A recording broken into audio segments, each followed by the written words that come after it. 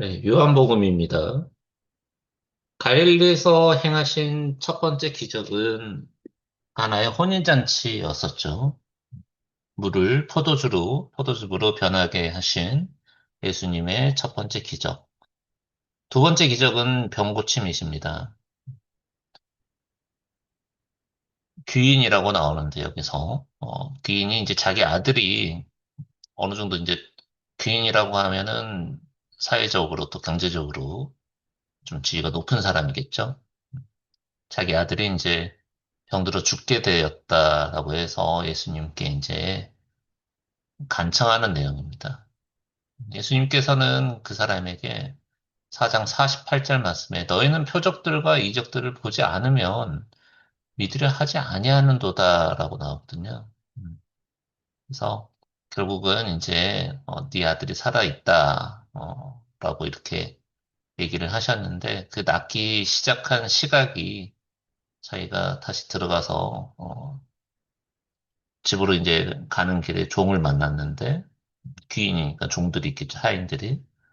살아 있습니다. 아드님이, 도련님이 아드님이 살아 있습니다라고 얘기를 하니까 그 시각이 바로 7시경이다.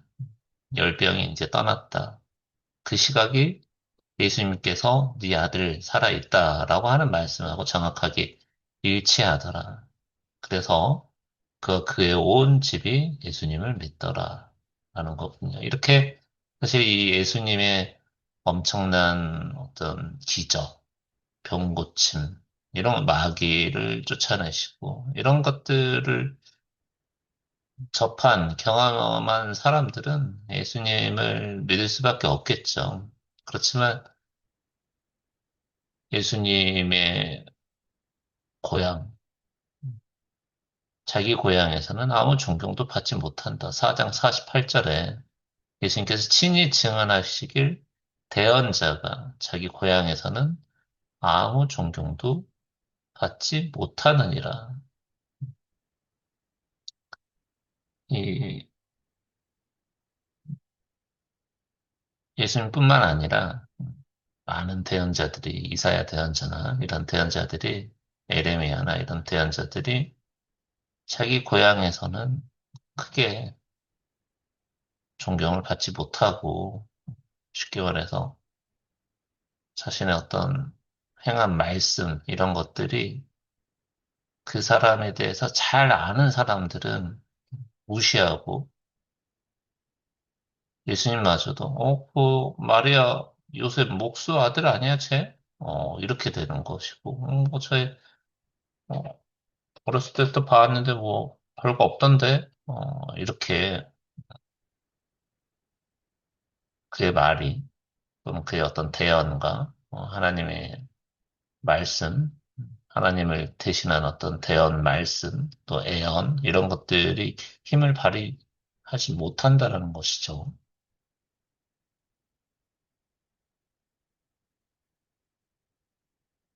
이 기적을 행하신 이후에 이제 유대인들의 명절이 있어가지고 예수님께서 이제 예루살렘에 오셨어요.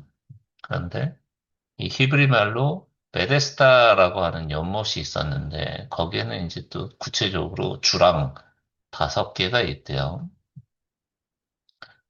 이 연못에는 허약한 자, 눈먼 자, 다리 저런 자, 몸이 오그라든 자 이런 사람들이 무리가 누워가지고 물이 움직이는 것을 기다렸다가 왜 기다리냐면 어떤 딱 때가 이르르면 천사가 연못에 내려와서 물을 휘저은대요. 그러면 물을 휘저은 뒤에 물이 이렇게 샥 돌아갈 때 누구든지 먼저 들어가는 자는 무슨 병에 걸렸든지 온전하게 되기 때문이죠. 근데 거기에 18년 동안이나 병약함을 지닌 사람이 있었는데 들어가지 못해서 항상 이제 느린 거죠. 다른 사람들보다. 그래서 예수께서 그가 누운 것을 보실 때 그가 이제 그런 상태로 오랫동안 있는 것을 아시고 내가 온전하게 낫고 싶냐, 되고 싶으냐 이렇게 얘기를 하니까 선생님이시여 물을 휘저을 때 나를 연못에 넣어주는 사람이 없어서 항상 내가 순서에서 밀립니다. 다른 사람이 나보다 먼저 가버립니다. 예수님께서 단번에 그냥 일어나서 네 자리를 들고 걸어와라. 라고 하니까 바로 나와버린 거죠. 이 베데스다라고 하는 연못은 이제 19세기 프랑스 고고학자들에 의해서 실제로 유적지가 발굴되었고, 지금 이제 어찌 보면 성지, 관광지가 됐죠. 베데스다는 베스라고 하는 집과 헤스다라고 하는 자비와 긍휼을 뜻하는 어, 말이 결합되어가지고 어떤 자비의 집, 긍휼의 집이라고 하는 뜻이 있고 실제로 이 두 개의 연못이 있고 이 다섯 개의 행각, 주랑이죠. 이게 있는 구조가 성경 기록하고 일치하는 것으로 확인됐고 이 성경 말씀은 전부 진리이기 때문에 역사적인 고증에 따라서 모든 것들이 다 확인이 되고 있습니다. 노아의 방주도 지금 확인 중이죠. 고고학자들에 의해서. 또 이 소돔과 고모라 지역에 실제로 이 토양을 어, 분석하면 유황이 엄청 많이 나오고 롯의 처가 뒤돌아가서 세상의 미련을 가지고서 뒤돌아봤더니 소금 기둥이 됐죠. 실제로 소금 기둥이 있고요. 지명도 그대로 있습니다. 그 이유는 성경은 역사적 사실이기 때문이죠.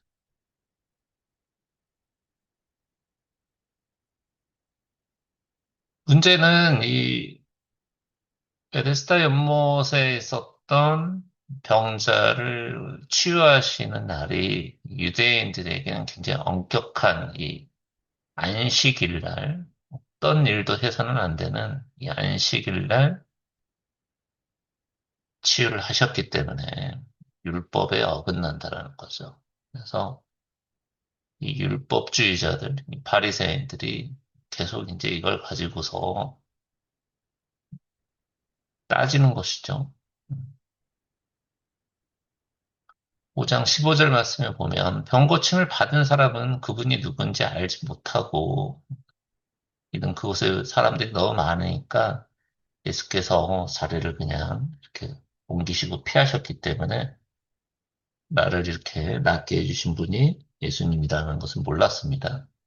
근데 그 뒤에 예수님께서 성전에서 이제 그를 만나게 됐어요. 보라, 내가 온전하게 되었으니 더 심한 것이 내게 생기지 않도록 다시는 죄를 짓지 말라. 죄의 결과입니다. 기본적으로 어떤 몸에 있어서의 불편함 또는 질병, 이런 것들은 죄의 결과고요.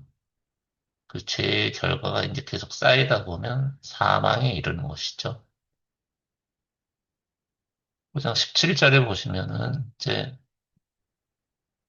안식일 날 행했다고 이 악한 유대인들이 예수님을 핍박해서 죽이고자 하니까 예수께서 그들에게 뭐라고 응답하셨냐면 내 아버지께서 지금까지 일하시니 나도 일한다 하시는 겁니다. 하늘에 계시는 아버지께서는 쉼이 없으시죠. 하나님의 열심 계속 일을 하고 계시는데 우리 인간들을 위해서 이 세상의 구원을 위해서 계속 일을 하고 계시기 때문에 나도 아버지를 따라서 나도 지금 쉼 없이 일을 하고 있는 것이다. 이렇게 얘기를 하니까 유대인들이 이제 더 격분하는 것이죠. 왜냐하면 안식일을 어긴 것만으로도 지금 죄인이라고 이렇게 정죄를 하고 있는데 예수님을 하나님이 자기 아버지라고 또 말을 해서 자기를 하나님과의 동등하게 이렇게 만들었기 때문에 어떤 신성모독으로 이렇게 몰아가는 것이죠. 우정 19절 말씀 보시면 아들은 자기가 아버지께서 하시는 것을 보는 것 외에는 아무것도 스스로 할 수 없느니라라는 거죠. 그분께서 무슨 일들을 하시든지 이것들을 아들도 그와 같이 하느니라. 그러니까 결국 이 아들은 이제 본인이죠. 예수님께서는 아버지가 하시는 것, 그 외에는 아무것도 스스로 할 수 없다. 다 아버지 뜻에 따라서 이렇게 하는 것이지 내 어떤 의지대로 내가 하고자 해서 하는 것이 아니라는 거죠. 결국 아버지께서 일하시기 때문에 나도 자동적으로 일을 하는 겁니다.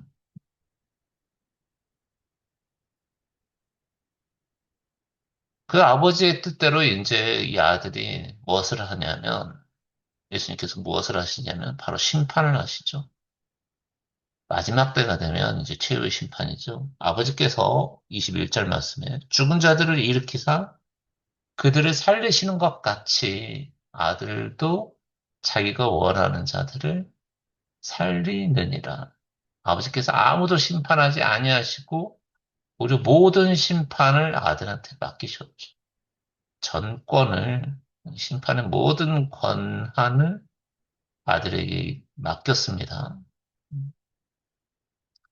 그래서 결국은 아버지를 공경하는 것이 아들을 공경하는 것이고 또 내 말을 듣고 나를 보내신 분을 믿는 자는 영존한 생명이 있고 정죄에 이르지 아니해서 사망에서 생명으로 옮겨지느라.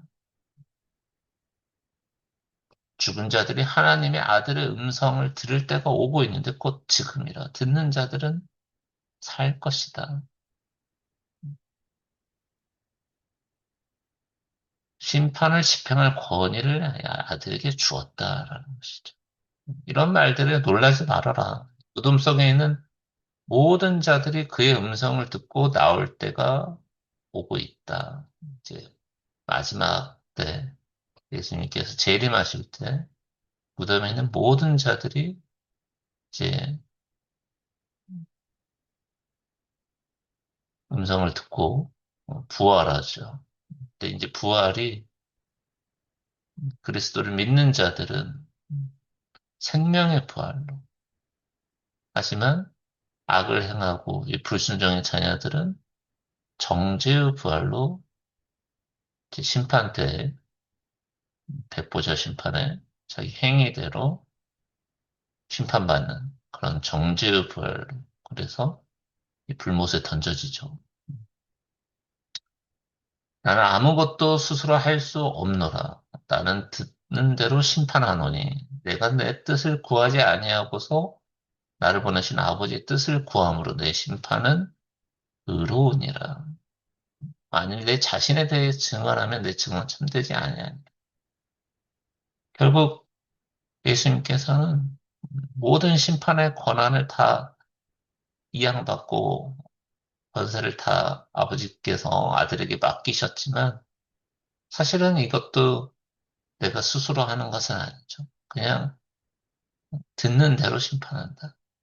내가 내 뜻을 구하지 아니하고 오직 아버지의 뜻대로 하기 때문에 이 내 심판이 의롭다라는 것이죠. 내가 내 마음대로 하면 그것은 의가 아니지만 아버지의 뜻대로 아버지께서 심판하라고 하시니까 심판을 하시는 겁니다.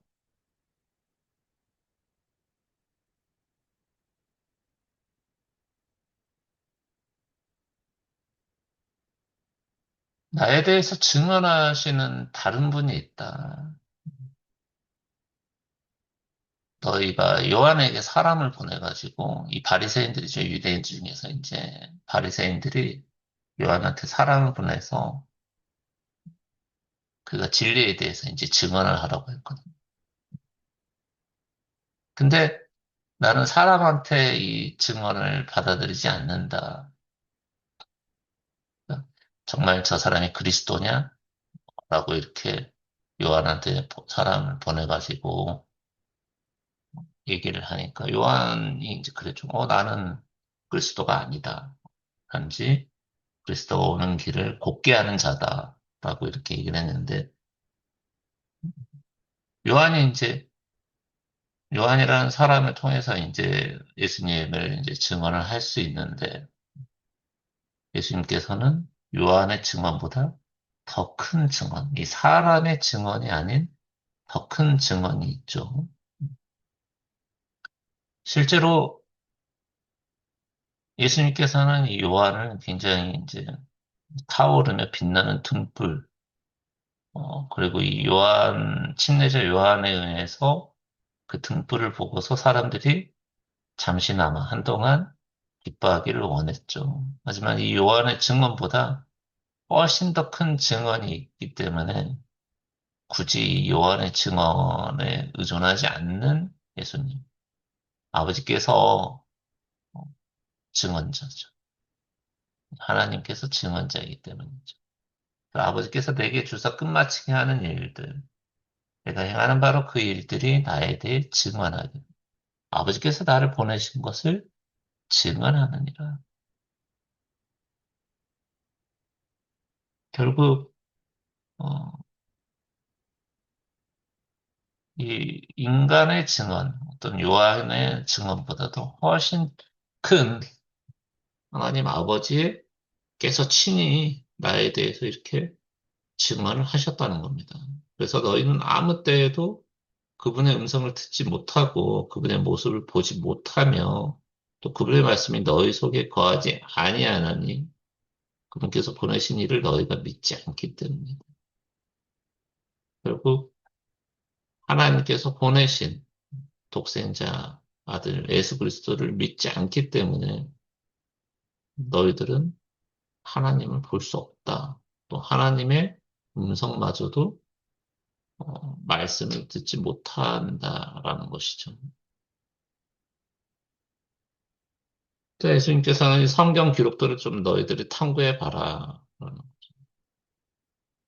너희가 그것들 안에 영원한 생명을 얻는 줄을 생각하거니 그것들은 곧 나에 대하여 증언하는 것들이다. 이미 구약의 여러 말씀을 통해서 나에 대한 어떤 증언들이 성경 기록으로 있는데 너희는 생명을 얻기 위해 내게 오기를 원치 아니하는도다. 이게 어찌 보면 당시에 그렇게 많은 성경 기록들을 구약 기록들을 잘 알고 있고 심지어 암송하고 있는 그런 바리새인들이 예수님을 몰라보고 예수님의 말씀을 듣지 않고 오히려 생명을 얻기를 원하지 않는 그런 눈이 멀어버렸죠. 귀가 멀어버린 이 바리새인들. 주로 이제 이사야서에 이제 예수님에 대한 예언들이 많이 담겨 있는데 이사야서 53장의 2절에서 3절 말씀 보시면 그가 그분 앞에서 연한 초목같이 마른 땅에서 난 뿌리같이 자랄 터이니 그에게는 모양도 없고 우아함도 없으며 우리가 그를 볼 때 그를 흠모할 만한 아름다움이 없도다. 그는 사람들에게 멸시를 당하고 거부되었으며 슬픔의 사람이요 고통을 잘 아는 자라. 우리는 그를 피하려는 것 같이 우리 얼굴을 감추었으며 그는 멸시를 당하였고 우리는 그를 귀히 여기지 아니하였도다. 그래서 5장 41절에도 나는 사람들에게서 존귀를 받지 아니하노라. 성경 기록이 나와 있죠. 다만 내가 너희를 알거니와 너희에게는 하나님을 향한 사랑이 너희 속에 없느니라. 결국 하나님에 대한 성경 기록에 대한 어떤 문자적 지식은 있을지언정 그 안에 하나님을 향한 사랑이 너희 마음속에 없기 때문에 아무리 암송을 성경을 한다 하더라도 하나님의 아들을 못 알아보고 있죠. 5장 45절에 내가 너희를 아버지께 고소하리라고 생각하지 말라. 너희를 고소하는 자가 있으니 곧 너희가 신뢰하는 자 모세니라. 모세가 유대인들에게 율법을 주었죠. 결국 율법에 의해서 너희들은 정죄를 받고 고소를 받는다. 너희가 모세를 믿었더라면 나를 믿었으리니 그는 나에 대해서 모세는 예수님에 대해서 기록을 했지만 너희가 그의 글도 믿지 아니하거늘 어찌 내 말들을 믿겠느냐. 글에 대해서 이 바리새인들은 많이 암송하고 알고 있지만 마음으로 받아들이질 않고 믿고 있질 않아요.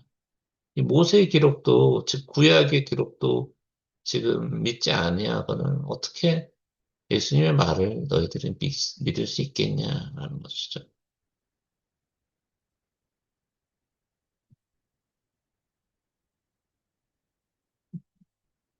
오병이어의 기적입니다. 예수께서 이제 빌립 제자를 통해 가지고 이 많은 사람들을 지금 먹일 수 있을까? 우리가 어디서 빵을 사서 이들을 먹이겠느냐? 이렇게 하니까 빌립이 200데나리온어치 빵이 그들한테 충분치 않을 것 같은데요. 이렇게 하는 거예요. 어찌 보면 예수님의 어떤 능력을 시험하고 있는 건데요. 제자를 통해서. 그때 이제 시몬 베드로의 형이죠. 안드레가 한 소년이 있는데 보리빵 5개하고 작은 물고기 2마리를 가지고 있습니다. 이게 이제 한자로 오병이어고 잔디에 이제 남자들만 숫자가 한 5천 명가량 있는데 예수님께서 빵을 집에서 감사를 드린 뒤에 제자들을 이렇게 나눠줘라라고 하니까 이 5천 명이 다 배부리 먹은 뒤에 남아있는 것을 어, 바구니에 다 넣었더니 12바구니를 다 가득 채운 것이죠. 이게 이제 12바구니가 유대인들을 상징한다고 하고 12제자, 나중에 이제 12지파, 계시록에는 14만 4천, 12 곱하기 12 해가지고요. 12,000 곱하기 12죠. 12바구니. 유대인들의 어떤 구원, 이것을 이제 상징하고, 이 빵도 이제 나중에 나왔죠. 이 빵이 단순한 육적인 빵으로 사람들은 생각하지만, 바로 하나님의 아들, 독생자의 대속, 즉, 예수님의 몸이죠. 또, 하나님의 말씀이고, 예수 그리스도시고. 이제, 요한복음에서는 이제 오병이어밖에 나오지 않지만, 다른 복음서에서 이제 칠병이어, 빵이 이제 7조각인데, 7개의 빵과 약간의 어떤 물고기로서 4천 명을 먹이는 그런 기적도 있죠. 이것은 이제 이방인의 어떤 구원을 상징한다. 비유적으로 이렇게 아시면 되겠고.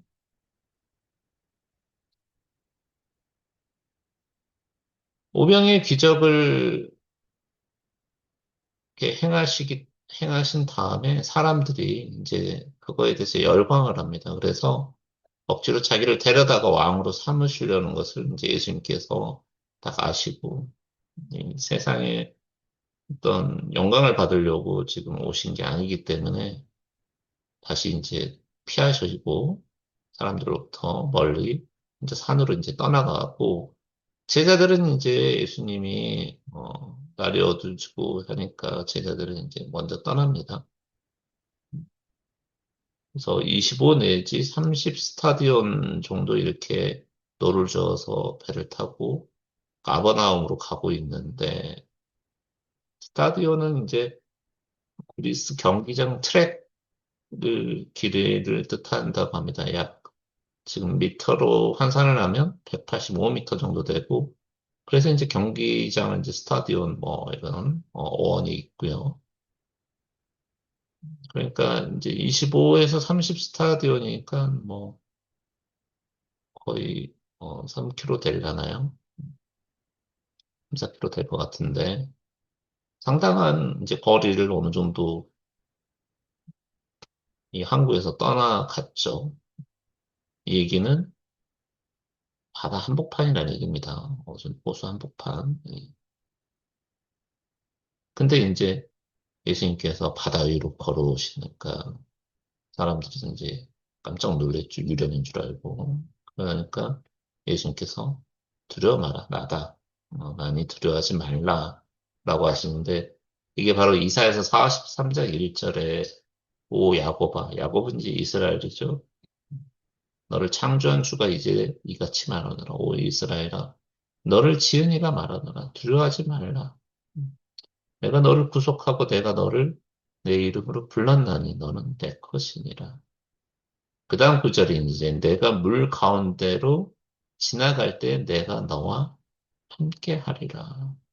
이렇게 하나님께서 이 야곱, 이스라엘에 대해서 너 항상 함께 한다. 또 물 가운데, 한가운데 지나갈 때에도 함께하니 두려워 말라라고 말씀을 하셨는데 이게 이제 그대로 예수님께서 성취하신 거죠.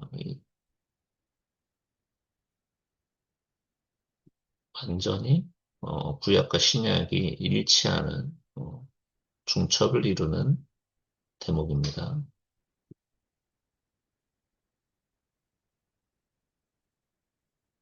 여기에 보시면 이제 오병이어의 기적을 행했던 것은 이쪽 이 베세다 지역이거든요.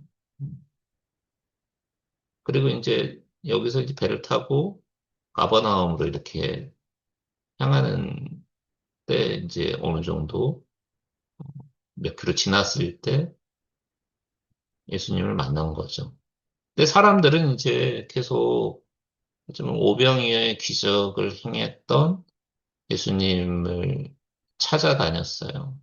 근데 제자들이 먼저 배를 타고 가버나움으로 간 것을 확인을 했죠. 그래서 예수님은 어디 계시지? 우리도 한번 쫓아가 봐야 되겠다라고 하고 어, 배를 타고 이제 이들도 향합니다. 이 배가 이제 어디서 온 배냐면 이 디베라에서 온 배거든요. 디베라에서 이쪽으로 왔다가 이 배를 타고서 다시 가버나움으로 갔어요. 분명히 제자들만 가고 예수님은 그 배에 없다는 것을 확인하고 뒤따라갔는데 뒤따라가니까 예수님이 가버나움에 이미 계신 거죠.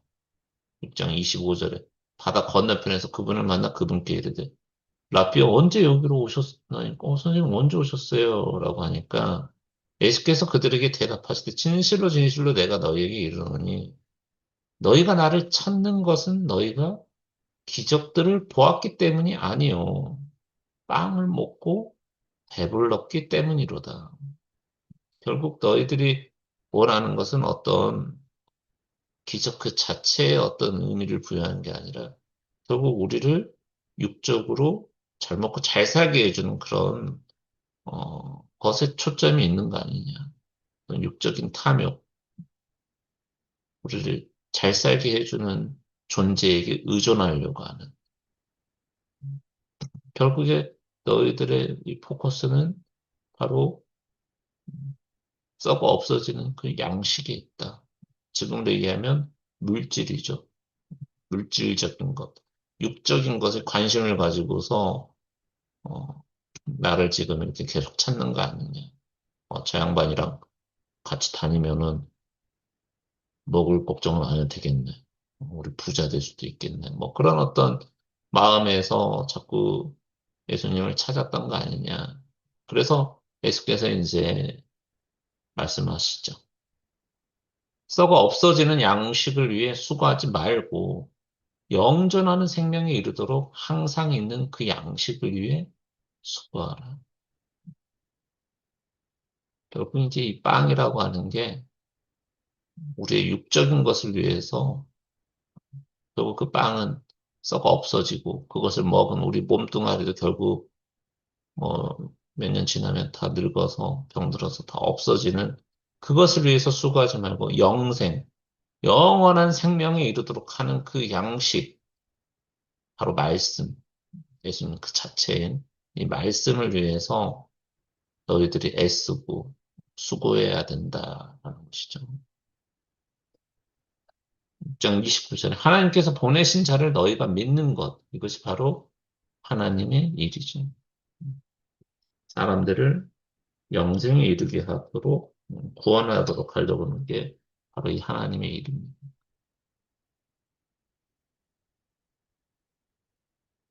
그래서 아버지의 뜻은 아들을 믿는 모든 자가 영존하는 생명을 얻는 것이거든요.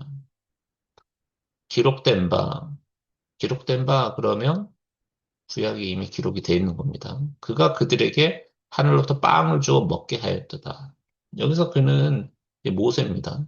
모세가 광야의 백성들에게 하늘로부터 빵을 주어 먹게 했는데 그런 것처럼 우리 조상들이 사막에서 이 천상의 음식이라고 하는 하늘에서 내려오신 이 만나를 이 먹었나이다.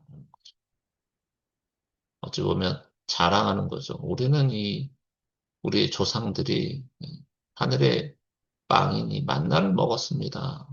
라고 어떤 육적인 혈통을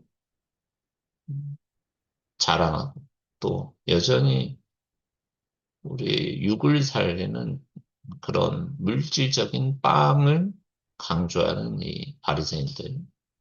어디 기록이 있냐면 출애굽기 16장 4절의 말씀이 있습니다. 주께서 모세에게 이르시되 보라 내가 너희를 위하여 하늘로부터 빵을 비같이 내리니 백성이 날마다 나가서 정한 양을 얻을지니라. 결국 이제 모세가 준 게 아니라 하늘로부터 하나님께서 내리신 빵인데 예수님께서는 뭐라고 하시냐면 모세가 너희한테 하늘로부터 그 빵을 주지 아니하였다. 오직 내 아버지께서 너희에게 하늘로부터 참 빵을 주시니 이 하나님의 진짜 빵은 하늘로부터 내려와 세상에 생명을 주는 자니라. 사람으로 얘기를 하고 계시죠. 하나님의 빵은, 진짜 빵은 그런 만나 먹고 그냥 썩어 없어져 버리는 그런 빵이 아니라 진짜 빵은, 참빵은 세상에 생명을 주는 사람이다. 바로 예수 그리스도를 얘기하시고 내가 곧 생명의 빵이니 내게 오는 자는 결코 줄이지 아니할 것이요 나를 믿는 자는 결코 목마르지 아니하리라. 우물에서 만난 사마리아인에게 이 우물물을 어,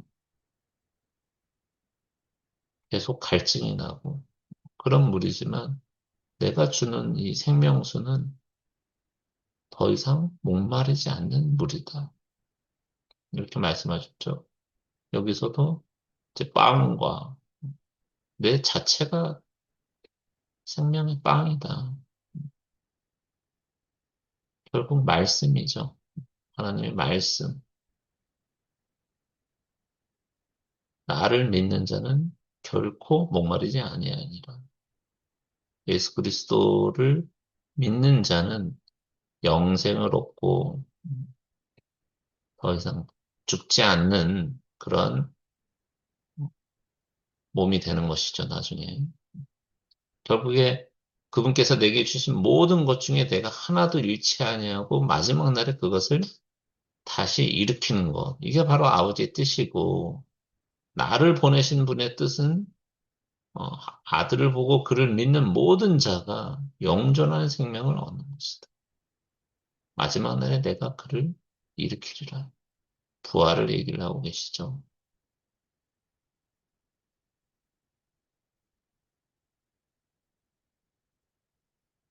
예수님께서 이제 내가 하늘로부터 내려온 빵이다.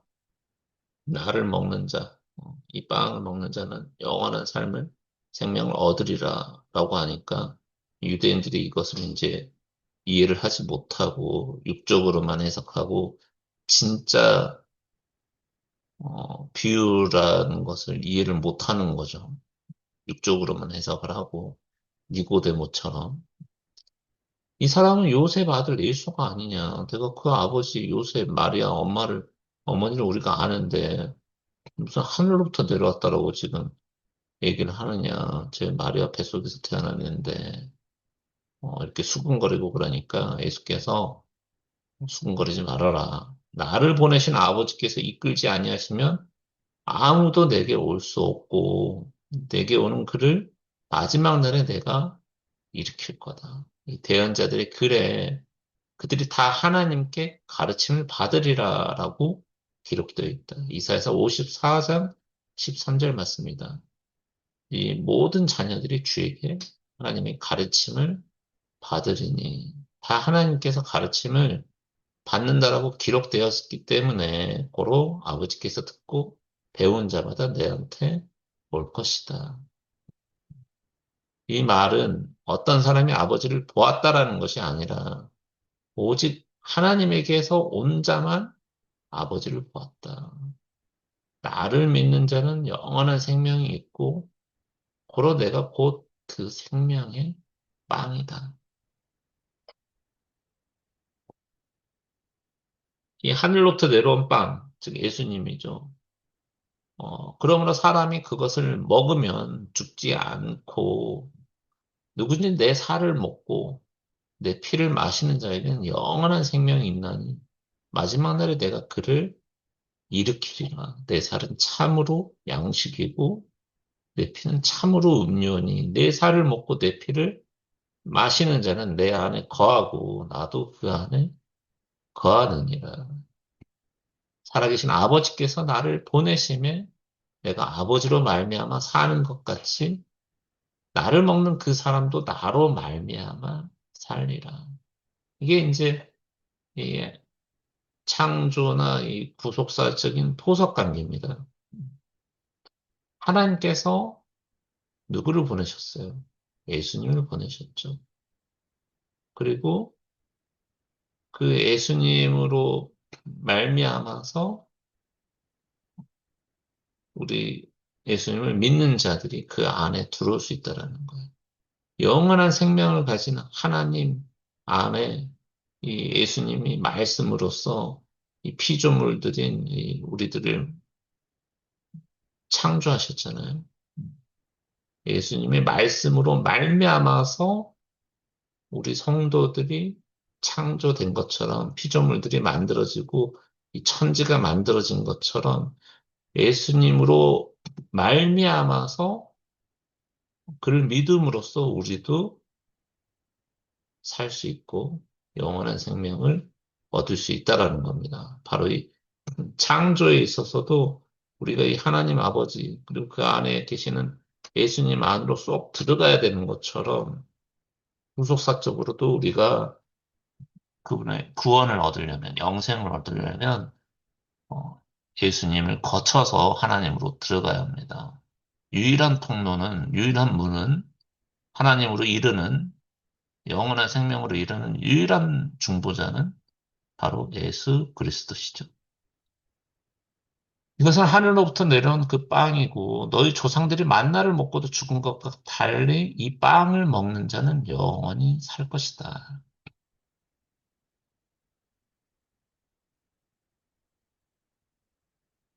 계속해서 내 아버지께서 오게 하지 아니하시면은 아무도 내게 올 수 없다라는 거죠. 6장 62절 보시면 너희가 사람의 아들이 이전에 있던 곳으로 올라가는 것을 보면 어떻게 하려느냐. 계속 지금 이 희한한 이야기, 내가 빵이고 내 피가 참 음료고 나를 먹는 자, 나를 마시는 자만 영원한 생명을 얻는다고 하니까 무슨 어떤 식인종도 아니고 육적으로 생각하면 저 사람을 하늘에서 내려왔다라는 것도 이해가 안 되고, 그죠? 걔 엄마 아버지를 내가 아는데, 우리가 아는데, 뱃속에서 태어났는데, 그리고 자기를 먹으라고 하니까 이게 자기 살과 피를 먹으라고 하니까 이것도 이해가 안 되는 거예요. 그래서 계속 수군거리는 것이죠. 실제로 이제 이거를 비유적으로 해석하지 않고 진짜 예수님의 피, 예수님의 어떤 살이 진짜 빵과 포도주로 변화되어서 그것을 먹어야만, 실제로 먹어야만 그런 영생을, 죄사함을 받을 수 있다라고 보는 것이 바로 화채설입니다. 변화한다. 몸으로 진짜 변화돼가지고 실제 우리에게 빵과 포도주로 온다라는 게 이 로마 카톨릭에서 믿고 있는 이 화채설이라고 하는 것이고, 그렇기 때문에 진짜, 그리스도의 몸 하면서, 아멘 하면서, 미사를 드릴 때 그 빵을 먹습니다. 근데 왜 그리스도의 피는 안 주냐? 일반 성도들이 그거를 먹다가 잔을 흘려가지고 실제 예수 그리스도의 신성한 피를 바닥에 흘릴까 봐 금잔에다가 사제들, 신부들만 이거를 먹는 것이고 일반 성도들은 그것을 흘릴 수 있으니까 한 방울이라도 흘리면 안 되니까 어, 조심스러우니까 너희들 먹지 마. 이렇게 대표로 사제만 먹을게. 이렇게 되는 거거든요. 이게 참 뭐랄까 음, 아이러니한 거죠. 이렇게 예수님께서 비유로 얘기를 하시고 어, 그럼에도 불구하고 당시의 사람들처럼 이거를 곧이곧대로 믿고 수군거리고 살리는 것은 영이고 육은 아무것도 유익하게 하지 못하는데 여전히 육적으로 생각해서 뭔가 진짜로 눈에 보이는 빵과 음료를 먹어야 되겠다. 그러면은 어떻게 할까? 예수님의 몸이 진짜로 이 빵이다. 예수님의 피가 진짜 이 포도주다. 그래서 화채설, 예수님이 진짜 변화되는 거다. 이걸 먹고 마셔야만 죄사함을 얻을 수 있다. 구원에 도달할 수 있다. 이렇게 이제 보는 관점이 가톨릭 교회의 어떤 관점인데 재미난 이야기가 있죠. 이와 관련해서 자신의 아내가 기독교 신자인 이 가톨릭 남편이 어떻게 하면 내 아내를 이 기독교에서 다시 가톨릭으로 바꿀 수 있을까 이제 고민을 했다고 합니다. 그래서 이 신부 이제 사제가 그럼 내가 너희 집에 좀 방문을 해서 예, 기도도 하고 또 의식을 통해서 너 아내를 좀 이렇게 내가 변화시켜 보겠다라고 해서 그 집에 방문을 해요. 그것을 알고 그 아내가 음, 이제 빵을 만들고 이렇게 대접을 해야 되잖아요. 이 성찬식이라고 하죠. 성체성사를 집도를 그 의식을 치러야 하니까 어, 그 집에서 이제 반죽을 해서 밀가루 반죽을 해서 이제 빵을 만들려고 이렇게 하고 있는데 그 아내가 이제 거기에다가 독을 타는 거죠. 독을 타서 원래 이제 그것을 줍니다. 그러니까 그것을 그 사실을 까맣게 모르고 그 사제가 이제 신부가 이제 그것을 빵을 가지고 빵을 탁 하늘 높이 들고 이거는 뭐 그리스도의 몸 해가지고 실제로 이제 먹으려고 하는 순간 얘기를 하는 거죠. 그 기독교인 개신교인 아내가 이제 얘기를 합니다. 그거 드시면 안 되는데요. 왜냐하면 제가 거기에다가 독을 탔는데요. 그러니까 이제 그 사제는 굉장히 당혹스러울 수밖에 없는 거죠. 왜냐하면 분명히 좀 전에 이것은 그리스도의 몸이라고 이렇게 선언포를 하고 이 화채술에 의하면 진짜 그리스도의 몸이 그 안에 담겨 있는 거거든요. 그 빵에, 그 포도즙에. 근데 그것을 부정해야 되는 거잖아요. 먹자니 진짜 죽을 것 같고 독이 있으니까 그걸 안 먹자니 좀 전에 자기가 그리스도의 몸이라고 선포한 것이 거짓이 되니까. 그래서 이 집에 악마가 있다. 저 여자는 마귀다 하고 이렇게 정죄를 하고 그냥 기분이 나빠서 씩씩거리면서 뛰쳐나갔다는 얘기가 있습니다. 이게 이제 어찌 보면 이 로마 카톨릭 교회가 가지고 있는 이 화채설의 어떤 모순을 직접적으로 드러내는 하나의 에피소드인데, 여전히 이 그리스도의 예수님의 말씀을 육적으로 이렇게 받아들여서 그런 어떤 문제가 생기는 것이죠. 6장 63절에 분명히 말씀하시고 계신 것처럼 살리는 것은 영입니다. 또 우리가 영적인 어떤 이야기를 하고 있는 것이지 이거를 진짜로 비유대로 받아들이지 않고 진짜 어떤 방식으로든 예수님의 몸을 먹어야 되겠다라고 생각하는 것 자체가 이 말씀을, 양식을 그렇게밖에 생각을 못 하는 것이죠. 육은 아무것도 유익하게 하지 못합니다. 내가 너희에게 이르는 말들은 육이 아니다. 내가 진짜로 그 어떤 뭐 빵을 진짜 예수님의 어떤 그런 그 축사를 해서 아 이게 뭐 어떤 성수 같은 거를 뭐 마시고 뿌리고 뭐 다 육적인 거고 옛날 이교도들이 하는 행위거든요. 지금 내가 너희한테 이르는 말들은 곧 영이요 생명이다. 영적으로 우리가 그걸 받아들여야 합니다. 6장 65절 말씀 보시면 내 아버지께서 오게 하지 아니하시면 아무도 내게 올 수 없도다. 것이죠.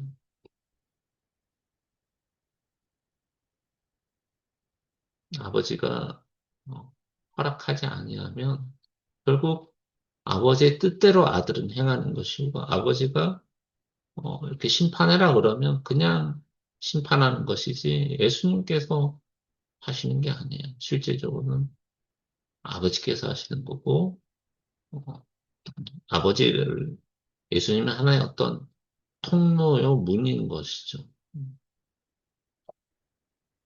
이런 어떤 엄청난 말씀을 하니까 많은 사람들이 좀 전까지 믿었다가 이제 이거 뭐 허무맹랑한 얘기를 하고 있네 이 양반이 그러고 있냐 믿지 않고 이제 돌아서는 사람들이 많이 생기니까 예수님께서 이제 12 제자들한테 너희도 이제 나를 떠나려고 하느냐? 그러니까 이제 베드로가 제일 이제 수제자, 어찌 보면 반장 역할이잖아요. 그래서 주여, 영원한 생명의 말씀들이 주께 있사온데 우리가 누구한테 가리까? 주께서는 그리스도시요 살아계신 하나님의 아들이심을 내가 믿고 확신하나이다. 그런데 이제 예수님께서는 너희들이 다 나를 믿고 따르는 것이 아니라 너희 중에 한 명은 마귀다. 이 가룟 유다를 가리켜서 그분을 이제 팔아 넘길 자가 있다라는 것을 알고 계셨죠.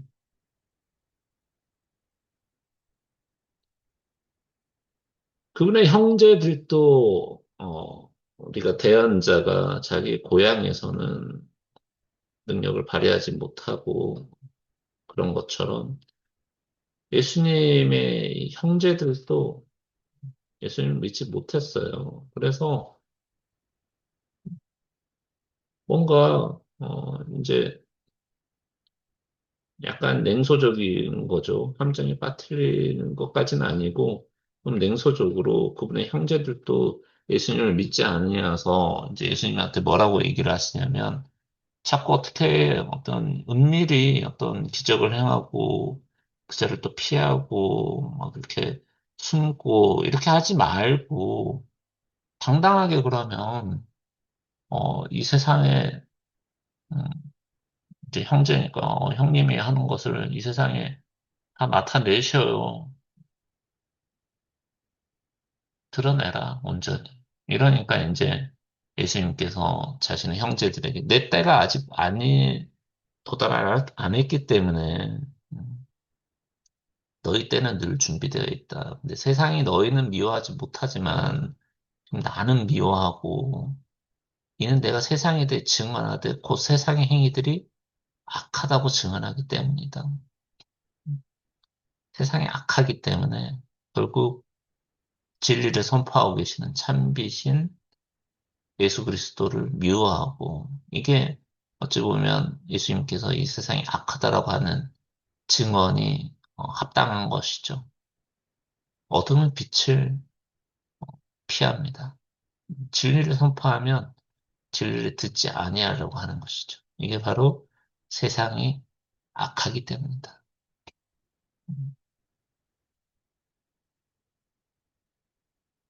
계속 이제 갈릴리에 머무시면서 명절을 지키러 온전히 이렇게 드러나게 올라가신 게 아니라 어찌 보면 바리새인들을 피해서 은밀히 이렇게 명제를 지키시는 예수님. 이 예수님에 대해서 사람들이 그래서 평판이 두 개로 나뉜다. 정말 좋은 분이다. 왜냐하면 불쌍한 사람들을 치유해 주시고 먹을 거를 주시고 그러면 정말 좋은 분이다. 근데 많은 사람들이 우리를 속이고 미혹하고 사기꾼, 우리를 속이는 자다. 이렇게 얘기하는 사람들도 많았다는 겁니다.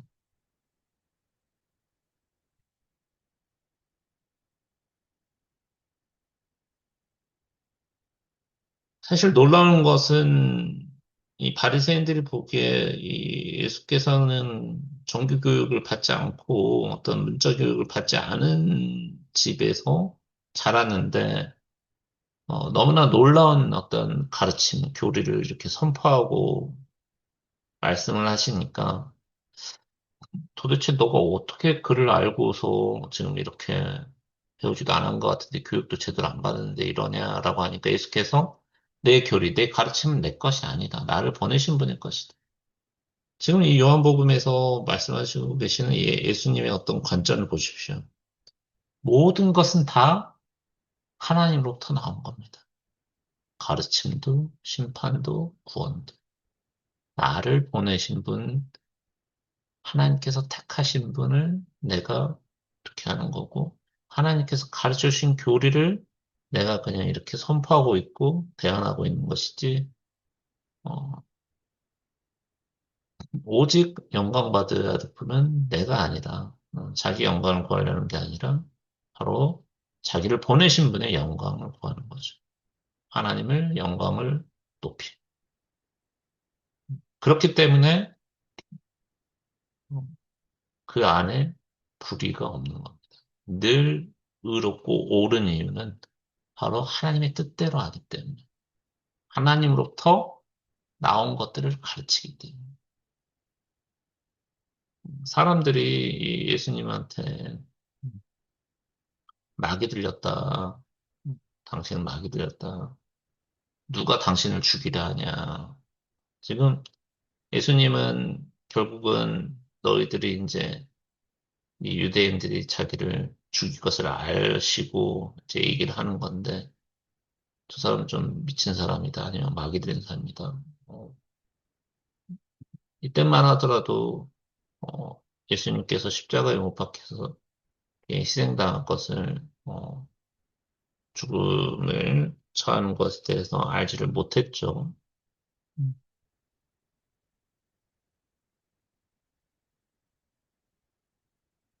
7장 23절 말씀 보면 모세 율법을 어기지 아니하려고 사람이 안식일에 할례를 받거늘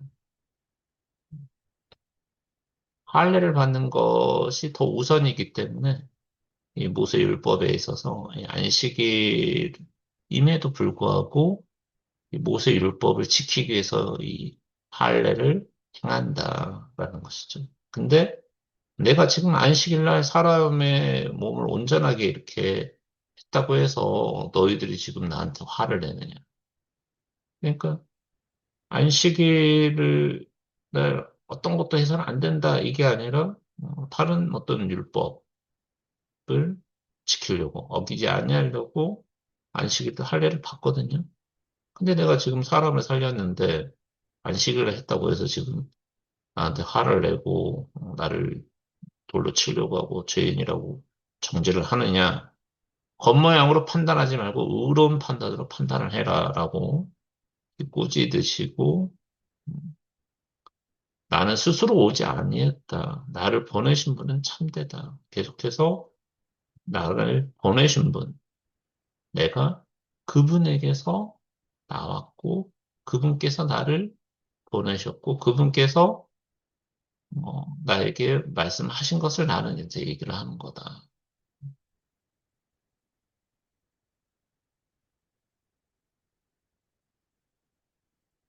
7장 34절 말씀 보면 이제 이 바리새인들하고 수제사장들이 이제 예수님을 붙잡으려고 그 밑에 이제 수행자들을 이렇게 쉽게 말하면 비서들을 이렇게 보내가지고 이렇게 하니까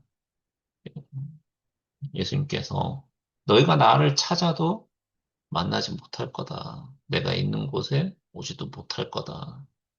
결국 이제 하늘 셋째 하늘로 올라가시니까 그런 거죠. 그러니까 아니, 도대체 어디로 가길래 우리가 찾지도 못하고 만나지도 못한다고 하는 거냐. 또 이제 어떤 육적으로 생각하거나 이 땅에 국한돼서 사고를 하면 이 예수님의 말씀이 무슨 말인지 이제 이해가 안 되는 것이죠. 예수님께서 이제 마지막 명절 날 크게 이제 누구든지 목마르거든 내게로 와서 마시라. 나를 믿는 자는 성경 기록이 말한 것 같이 그의 배에서 생수의 강들이 흘러나오리라. 이 생수의 강은 성령님이죠, 성령. 아직 근데 이때는 예수께서 아직 영광을 받지 아니했기 때문에, 즉 십자가 대속 이전이기 때문에 성령 강림이 본격적으로 이루어지지 않았습니다. 하지만 모순절 강림부터 지금 이 교회 시대를, 은혜 시대를 살고 있는 우리에게 우리가 예수님을 간구하고 그러면 우리 마음에 성령님이 내주하시고 이 성령님을 통해서 우리는 더 이상 목마르지 않은 어떤 생명수, 영생을 누릴 수 있는 것이죠.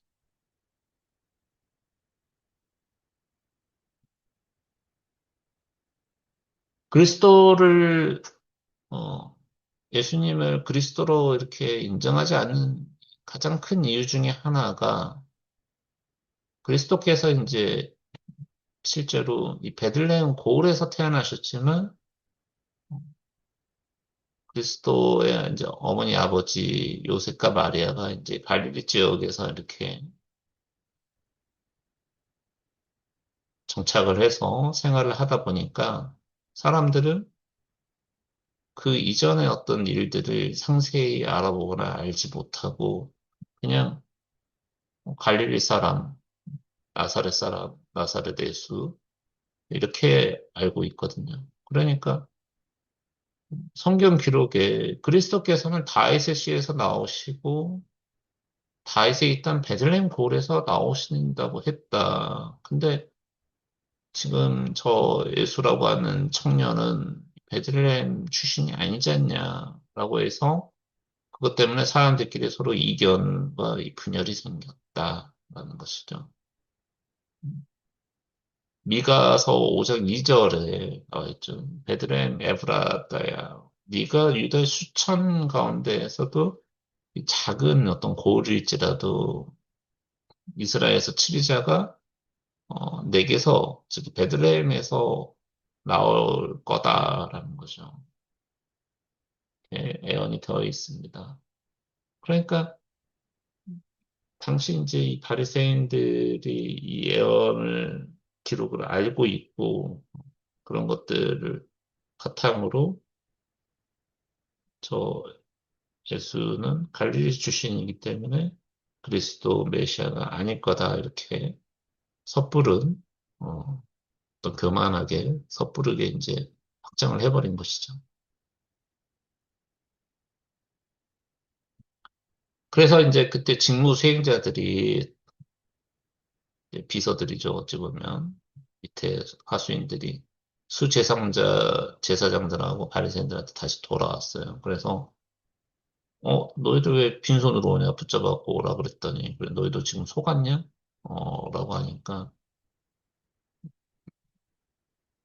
니고데 니고데모가 이제 그들한테 이 니고데모는 이제 바리새인 중에서도 예수님이 하늘에서 온 사람인 것을 이제 믿고 있는 사람이죠.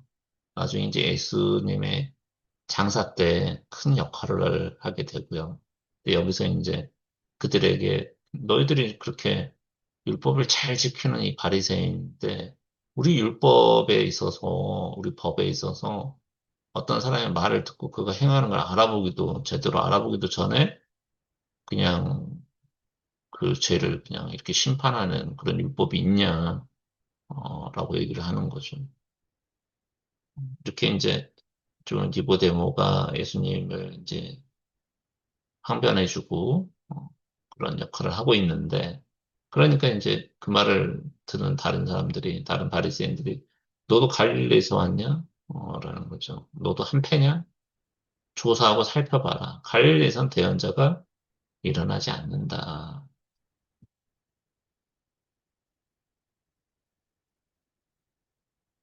8장은 이제 가늠한 여인에 대한 내용이 먼저 나오죠. 어느 정도 이제 꼬투리를 좀 잡고 함정에 빠뜨리려고 예수님을 이 서기관들하고 바리새인들이 가늠하다 붙잡힌 여자들을 딱 잡아놓고 예수님을 시험하려고 하는 거죠. 모세 율법에 의하면 이런 가늠한 자들은 돌로 치라고 이렇게 명령을 했는데 선생님께서는 어떻게 지금 말씀을 하냐 한번 이렇게 이야기를 해봐라라고 하니까 예수께서는 이제 몸을 구부리시고 손가락으로 이제 땅에 쓰시죠. 너희 가운데 죄 없는 자가 먼저 이 여자한테 돌을 던져라.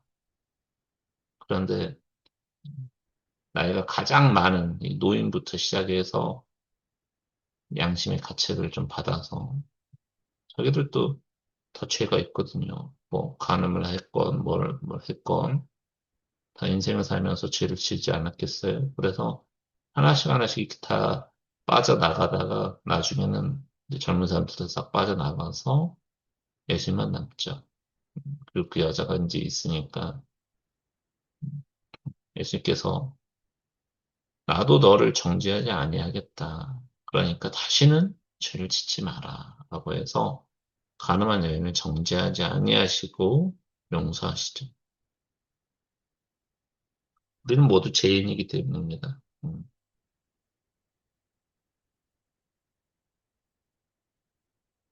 8장 12절 말씀에 나는 세상의 빛이니 나를 따르는 자는 어둠 속에 다니지 아니하고 생명의 빛을 얻으리라.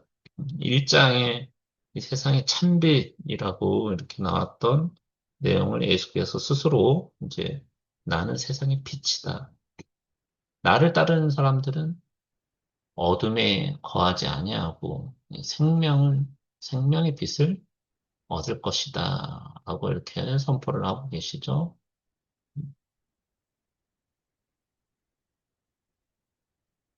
다음에 15절 말씀에 너희는 육체를 따라서 판단한다.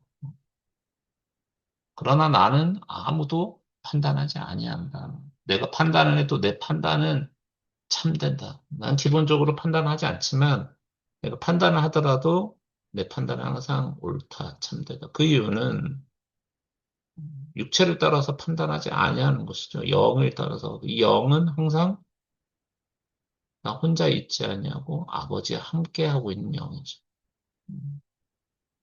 아버지와 항상 함께하기 때문에 그 판단은 의롭고 공의롭고 옳습니다. 우리도 마찬가지죠. 항상 이 포석 관계. 그리스도께서 하나님과 함께 계시는 것처럼 우리가 그리스도 안에 있으면 우리의 판단도 이제 육적인 것에 따라서 판단하지 않고 항상 영적으로 우리가 생각하고 그러면 우리의 어떤 생각과 판단이 의로워질 수 있죠. 8장 18절 말씀 보시면 내가 내 자신에 대하여 증언하는 자가 되고 나를 보내신 아버지도 나에 대하여 지금 증언을 했다. 좀 전에 이제 같은 말씀들이 계속 되풀이되고 강조되고 있고요. 나는 내 길로 가나니 22절 보면 너희는 나를 찾다가 너희 죄들 가운데서 죽겠고 내가 가는 곳에 너희가 오지 못한다. 예수님께서 가시는 곳은 아무나 올 수 있는 곳이 아니죠. 이제 이 죄 속에 있는 너희 바리새인들은 내가 있는 이 하나님 왕국에 들어올 수가 없다라는 거고 너희는 아래에서 났고 그래서 이런 얘기를 하니까 계속 육적으로 생각해서 왜 저 사람을 따라오지를 못한다고 그러지? 저 사람이 지금 자살하려고 그러나?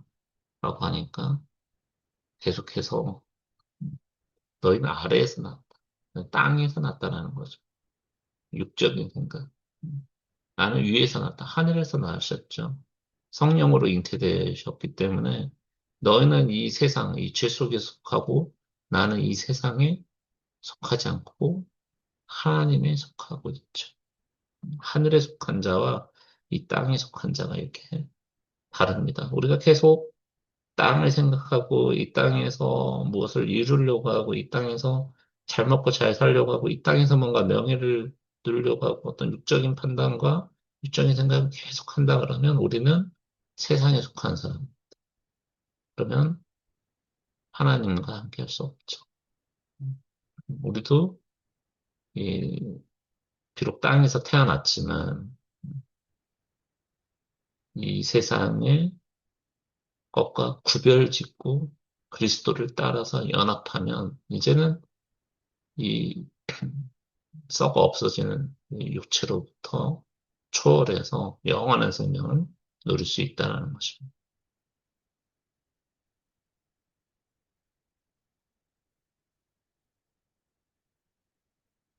너희 서기관 이 바리새인들이 악한 것들, 위선자들은 너희들 죄들 가운데서 죽을 거다 이렇게 선포를 하고 계시죠.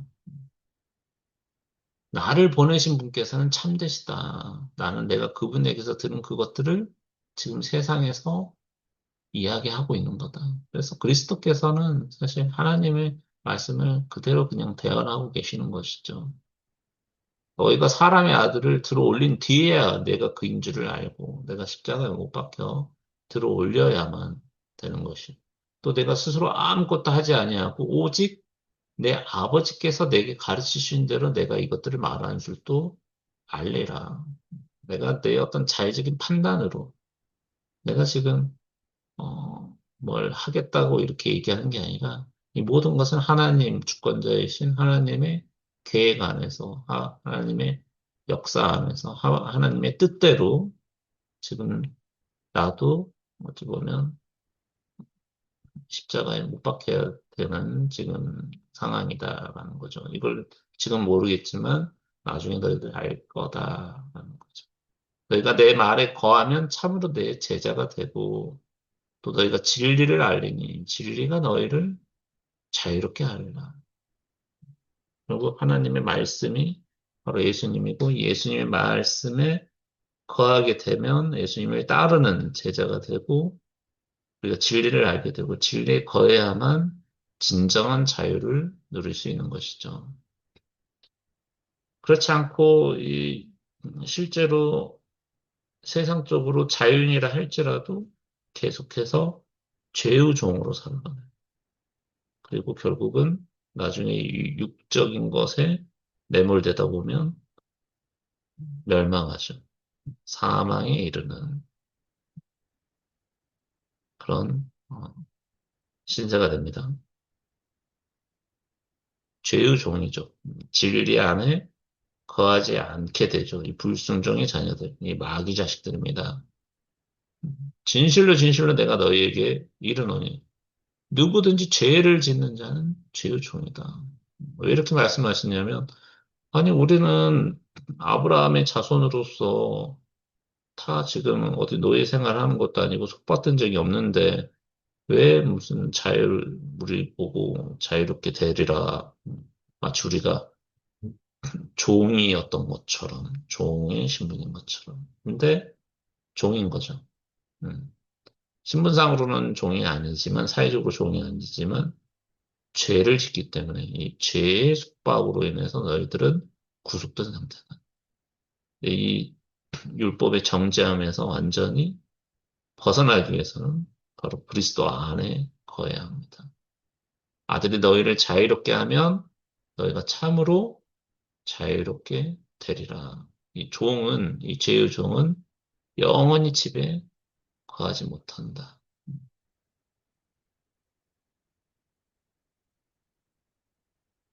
그들이 그분께 39절 보면 아브라함이 우리 아버지다. 계속 육적으로 생각하는데 혈통적으로 생각하고 우리가 아브라함의 후손이고 우리 조상님들은 뭐 하늘의 만나도 먹었고 계속 이렇게 어떤 세상적으로 육적으로 이렇게 판단을 하고 있는데 예수께서 이제 그들에게 가라사대 너희가 아브라함의 자손이라면 아브라함이 행위를 하고자 할 것이로다. 여기서 이제 전제는 뭐냐면 너희가 아브라함의 어떤 육적인 혈통적인 자손뿐만 아니라 정말 영적인 자손이라면 그렇죠? 그 아브라함의 어떤 정신, 믿음의 조상, 정말 순종의 표본이 되는 이 아브라함의 어떤 영적 상태를 물려받은 진짜 자손이라면 아브라함의 행위대로 할 거 아닙니까? 근데 지금 그냥 DNA 어떤 유전적으로 아니면 뭐 가계, 족보, 그냥 피만 이렇게 섞여 있을 뿐 아브라함의 행위가 열매가 안 나오는 것이죠. 아브라함은 지금 만약에 지금 옆에 있다면 이렇게 행동하지 않아라는 거야. 어떻게 하나님의 아들을 몰라보고 지금 나를 죽이려고 하느냐? 아브라함은 절대 그럴 수가 없어. 너희들은 아브라함의 진짜 자손이 아니야. 라는 것이죠. 너희는 그러면 누구 자손이냐? 바로 마귀 자손이다. 왜냐하면 니네 욕망대로 행하려고 하니까 육적으로. 그는 처음부터 살인자요, 마귀는. 자기 속에 진리가 없으므로 진리 안에 거하지 아니하고 거짓말을 할 때 자기 것으로만 하니 거짓의 아비이기 때문이죠. 이 바리새인들이 왜 거짓의 아비, 이 마귀 자식이냐면 속이거든요. 위선자거든요. 행동은 되게 고상한 척하지만 속은 그만 그런 자들입니다. 위선적인 자들, 거짓, 어, 마귀 자식들.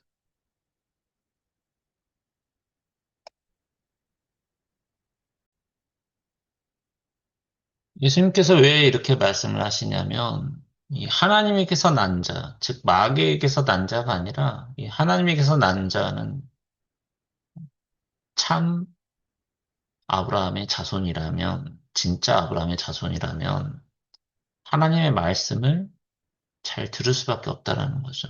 너희가 그것들을 지금 듣고 있지 아니한다. 왜냐하면 하나님의 말씀을 그대로 지금 예수님을 통해서 너희들에게 진리를 선포하고 계시는데 이거를 들으려고 하지 않고 진리를 거부하고 자꾸 나를 잡아 죽이려고 그러고 이거는 너희들이 하나님에게서 나지 않았기 때문이죠. 자꾸 이렇게 얘기하니까 이제 유대인들이 예수님을 모독하기 시작합니다. 너 이제 가장 음, 이스라엘 사람들이 유대인들이 이제 혐오하는 이 혼혈족, 너는 사마리아 사람이야. 그리고 마귀들인 자야. 아주 가진 이제 모욕적인 발언을 하니까 예수께서 나는 마귀 들리지도 않았고 오히려 내가 지금 아버지 하나님을 공경하고 있는데 지금 너희가 나를 모욕하고 있다. 나는 내 영광을 구하지 아니하나 영광을 구하고 심판하는 이가 지금 계신다라는 거죠. 사람이 내 말을 지키면 결코 죽음을 보지 아니할 것이다. 계속해서 예수께서는 요한복음에서 나의 말씀, 하나님의 말씀이죠. 또 나의 말씀, 이 안에 거하는 자는 영생을 누릴 것이다. 더 이상 굶주리지 않고 더 이상 목마르지 않는 그런 상태가 될 것이다. 예수께서 대답하시되 내가 내게 종기를 돌리면 내 종기가 아무것도 아니다.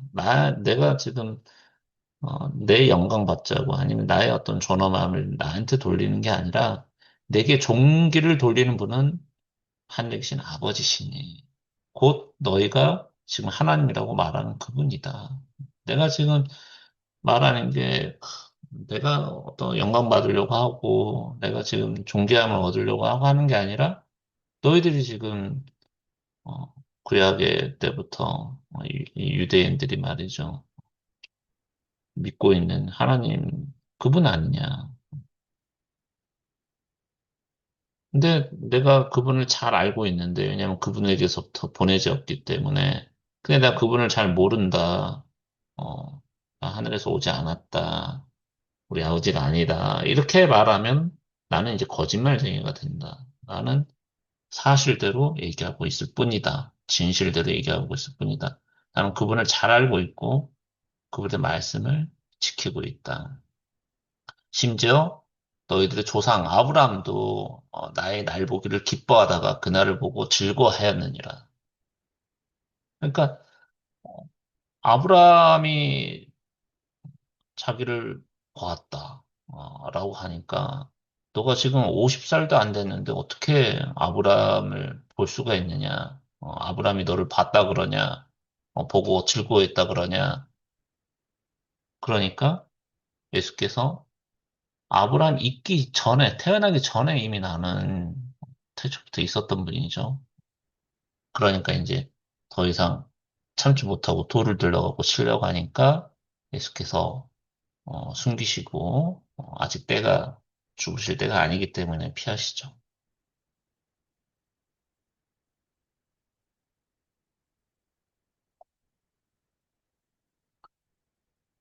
태초부터 태초가 아니라 처음부터 눈먼 자로 태어난 사람이 있습니다. 그래서 제자가 이제 여쭈는 거죠. 선생님, 누가 죄를 지었길래 그가 눈먼 자로 태어났나이까? 이 사람이니까 그의 부모니까. 그러니까 기본값은 뭐냐면 이 어떤 몸의 문제, 어떤 불편함 또는 이제 그런 질병 또는 선천적인 어떤 문제 이런 것들은 다 죄의 결과입니다. 죄의 결과. 이게 자기 자신의 죄도 있지만 부모의 죄의 결과로서 이 자식들이 이렇게 고통으로 태어나는 것이죠. 그런데 이제 예외가 있습니다. 예외가 있죠. 우리가 욥기에서도 이제 그 예외를 봤지만은 여기서도 이제 예외가 나오는데 이것은 그에게서 하나님의 일들을 나타내고자 함이라. 결국 예수님께서 이 눈먼 사람을 눈뜨게 하기 위한 어떤 계획 안에서 이렇게 의도적으로 이렇게 설정이 된 것이지 그 부모나 이 사람이 죄를 지어서 이런 건 아니다라고 애상으로 이제 얘기를 하시는 것이죠. 나아질 때는 내가 반드시 나를 보내신 분들의 일들을 해야 된다. 지금은 이제 내가 이 세상으로 와 있던 이제 빛이고 현재 낮은 상태죠. 그것도 비유죠. 밝은 상태. 왜냐하면 그분의 진리가, 그분의 말씀 그 자체가 지금 참 빛인 예수 그리스도께서 이 땅에 지금 살아서 활동하고 계시기 때문에 밤이 될 수가 없습니다. 그분이 있기 때문에 낮이요 항상 빛나는 빛이 계시죠. 그래서 하나님의 일을 내가 지금 해야 한다. 그래서 그 눈먼 사람한테 어, 예수께서 이제 땅에 침을 뱉고 그 진흙을 이겨가지고 물길을 만든 다음에 눈에 이제 진흙을 딱 바르고 이거 이제 깨끗하게 실로암 가서 씻쳐라라고 했거든요. 이 실로암은 이제 히브리어는 슈로아우스인데 헬라어로 이제 실로암입니다. 보내짐입니다. 보냄을 받은 또는 보내짐. 실로암 가라고 하니까 이제 실로암 가서 보내져서 거기서 눈을 씻게 되는 것이죠. 이게 굉장히 이제 중요한 일입니다. 왜냐하면 이 눈먼 사람이 눈을 뜨게 된 것이죠. 누구를 통해서? 그리스도를 통해서. 진리에 거하게 되는 것이죠.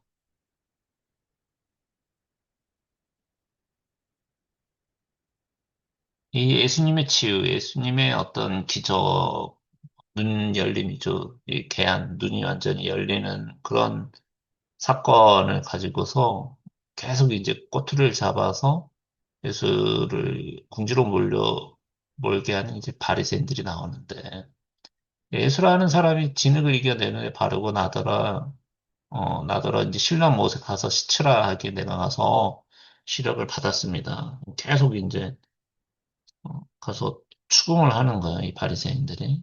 음. 근데 이제 옳다하니 뭐냐면 이게 눈을 열어준 날이 치유가 된 날이야. 그러니까 안식일인 거야. 그래서 안식일을 지키지 않았다. 불법을 행하는 자가 어떻게 하나님에게서 나왔다. 마귀 자식이다. 아니면 마귀 들린 자다. 이렇게 이제 계속 이 약한 자들이 이제 몰아가는 거죠, 예수님을. 근데 그 눈멀었던 사람이 이제 어, 뭐라고 얘기를 하냐면 그분은 이제 대언자입니다. 이렇게 얘기를 하는 거죠. 음. 그 부모도 이제 찾아가서 얘기를 하니까 우리 아들이 눈먼 자로 태어난 것을 우리가 알고 있다. 근데 어떻게 해가지고 지금 눈이 열렸는지 우리는 자세한 내막은 모른다.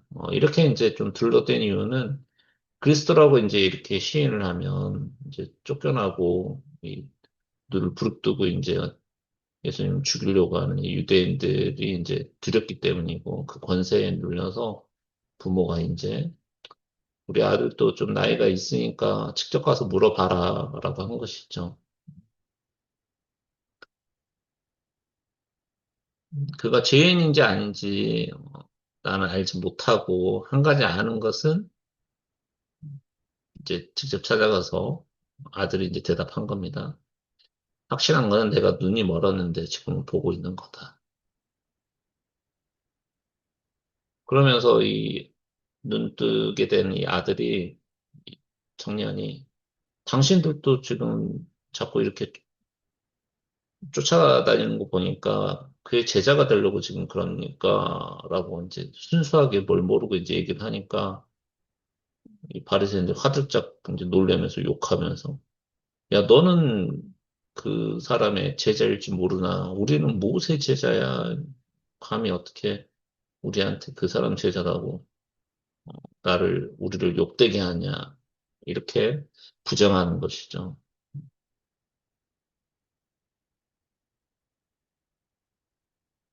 9장 32절 보시면 세상이 시작된 이래로 태어나면서부터 눈먼 사람의 눈을 어떤 사람이 열어줬다 하는 말을 아무도 듣지 못하였나이다.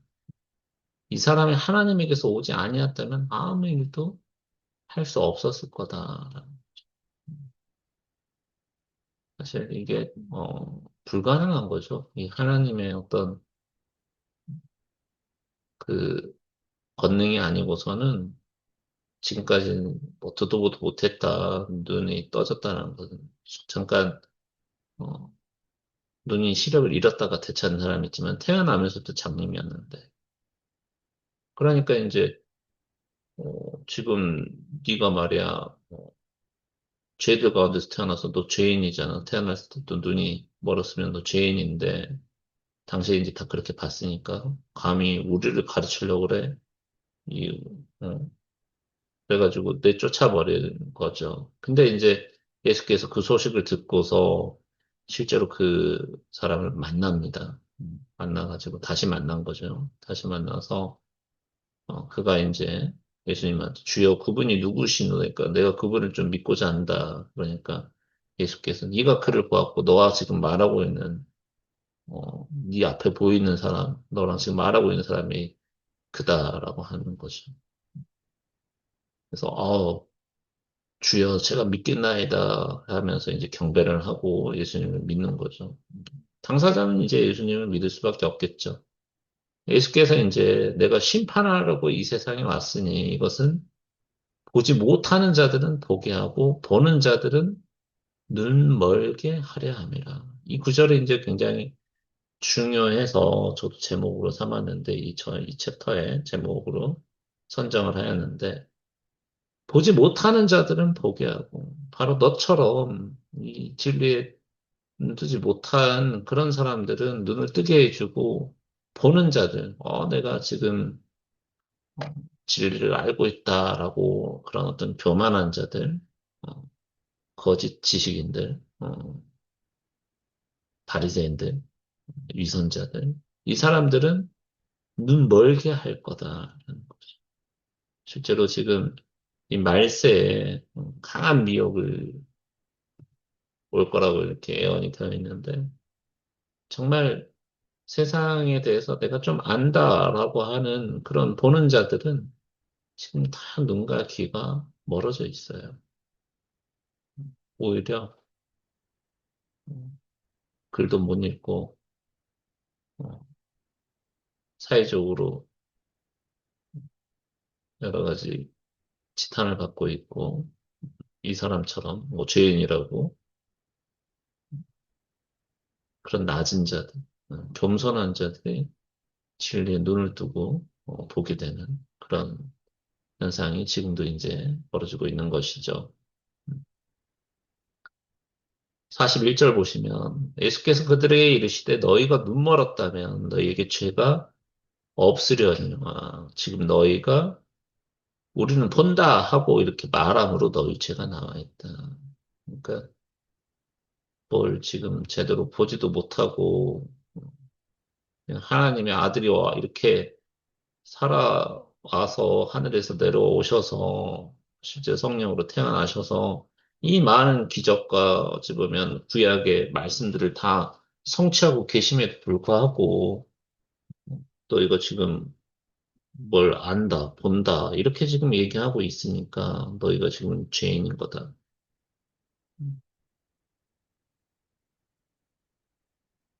그러면서 이제 예수께서 자신을 뭐라고 비유를 하시냐면 먼저 양들의 문으로 이제 비유를 하고 계시죠. 진실로 진실로 내가 너에게 이르노니 문을 통해 양 우리에 들어가지 아니하고 다른 길로 넘어가는 자는 바로 그 자는 도둑이고 강도이나 문을 통해 들어가는 자는 양들의 목자다. 진짜로 이 양 우리에 들어갈 때 공식적인 문을 통해서 들어가야 되겠죠. 우리가 뭐 흔히 뭐 입시를 치르는데 부정부패로 들어갔을 때 뭐 뒷문으로 들어간다 이런 얘기를 하잖아요. 양우리에 들어가는데 멀쩡한 문이 있습니다. 하나님에게 이르는 데 있어서 유일한 통로, 어, 유일한 길, 유일한 중보자, 바로 예수 그리스도시죠. 그 외의 것들은 전부 도둑이고 강도입니다. 사기꾼이고. 예수 그리스도를 통하지 않고도 구원이 있다. 예수 그리스도를 통하지 않고서도 하나님에게 이르를 수 있다. 천국에 도달할 수 있다. 이런 것들은 전부 도둑, 강도죠. 오직 진리요, 길이요, 생명은 그리스도시죠. 음.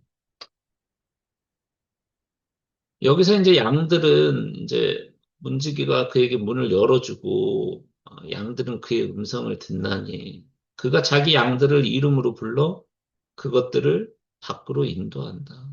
이 문, 양들의 문 또는 문지기 이렇게 이제 상징적으로 비유되고 문을 열어주면 양들은 매 하고 이렇게 그 목소리, 이 문의 문지기에 인도되어서 그 우리에 쏙 들어가는 그런 모습들. 진짜 하나님의 자식들은 그것을 그 문지기의 소리를 음성을 잘 알고서 따라가는 것이죠. 근데 이 낯선 자들의 음성은 알지 못해. 그래서 낯선 자를 따르려고 하지 않고 도리어 그에게서 도망가 버리죠. 항상 어, 듣던 목소리가 익숙해서 우리 주인인가 보다 하고 그냥 편안하게 목장우리로 쏙쏙쏙 들어오고 있는데 갑자기 처음 듣는 낯선 목소리로 누가 얘기를 하면 우리를 잡으러 오나 보다 하고 양들도 도망간단 말이에요, 실제로. 예수께서 이 비유를 그들에게 말씀하셨으나 거기에 있는 사람들이 알지를 못하고 나는 양들의 문이니라. 나보다 먼저 온 모든 자들은 도둑이고 강도나 양들이 그들의 말을 듣지 아니할 거다. 내가 곧 문이니 누구든지 나를 통해 안으로 들어가면 구원을 받고 또 들어가고 나오며 꼴을 얻으리라. 양들이 어떤 먹이죠. 도둑이 오는 것은 다만 도둑질하고 죽이고 멸망시키려 함이거니와 내가 온 것은 양들이 생명을 얻게 하고 또 생명을 더욱 풍성히 얻게 하려 함이라.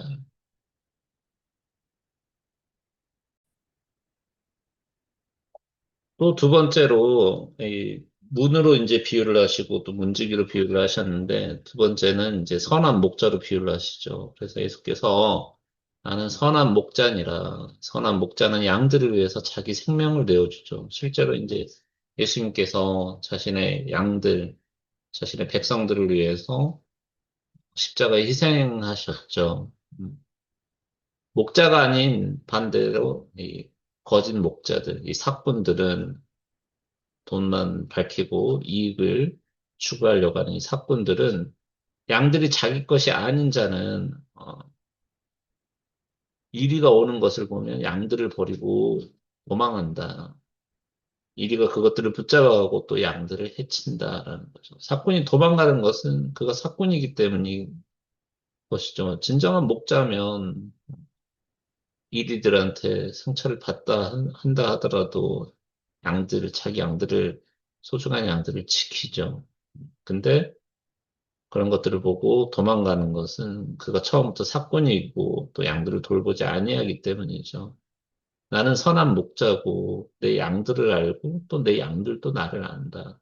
지금 너희들이 나를 지금 잡아 죽이려고 하는 거는 너희들은 사실 내 양들이 아니기 때문이죠. 어. 하나님의 말씀, 또 이 예수 그리스도의 이 복음을 전에 듣고 실제로 그것들의 음성을 성경 말씀을 귀에 기울이고 이게 마음 안에 뿌리를 내릴 수 있는 사람들은 그게 바로 예수님의 양들이기 때문에 그 음성을 잘 듣기 때문인데 그렇지 않고 이 마음이 완악하고 악한 자들 또 이 거짓 아비, 이 사탄 마귀의 자녀 자식들은 예수님의 양들이 아니기 때문에 들으려고 하지 않고 오히려 적개심을 드러내죠. 아버지께서 나를 알듯이 나도 아버지를 아노니 나는 양들을 위해 내 생명을 내노니라. 아버지가 아들을 알죠. 또 나도 아버지를 안다. 나는 양들을 위해 내 생명을 내놓으니까. 또 이 우리에 속하지 않은 다른 양들이 나한테 또 있다. 이게 이제 이방인들을 상징하는 건데 지금 현재 아버지께서 선택하신 이 이스라엘 백성들, 이 유대인들 말고 이 다른 양들이 또 내가 책임져야 될 내가 살려야 되는 내 생명을 내놓고 지금 지켜야 할 양들이 또 있다. 우리 같은 이방인들이죠. 그들도 내가 반드시 데려오르니 그들이 내 음성을 듣겠고 이로써 한 우리와 한 목자가 있으리라. 결국에는 우리가 두 개의 우리가 아닙니다.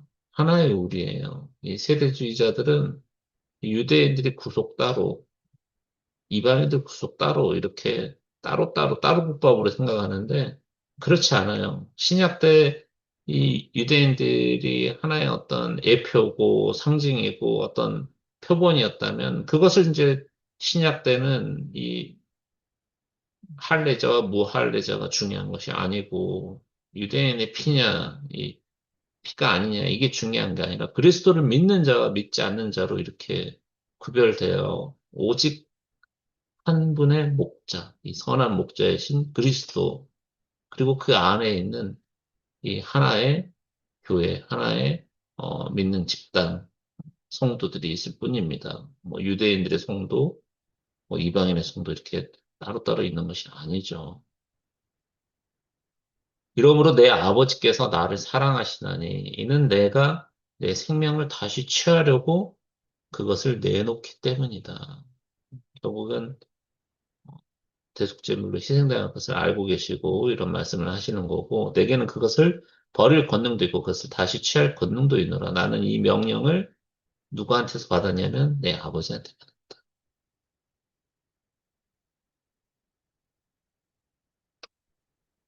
많은 사람들이 예수님한테 그는 마귀 들려 미쳤거늘 어찌하여 너희가 그의 말을 듣느냐 이렇게 얘기를 하니까 또 다른 사람들은 또 이것들은 마귀 들린 자의 말이 아니다. 마귀가 눈먼 자의 눈을 어떻게 열어줄 수 있냐 이렇게 어떤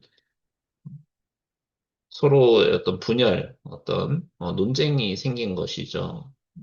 그래서 이제 예루살렘의 성전 봉헌절에 이제 때는 겨울이었는데 예수께서 성전 안에 솔로몬 주랑을 딱 거닐고 계시는데 그때 유대인들이 이제 주위로 몰려와가지고 당신은 언제까지 우리한테 의심하게 하나 하시나이까?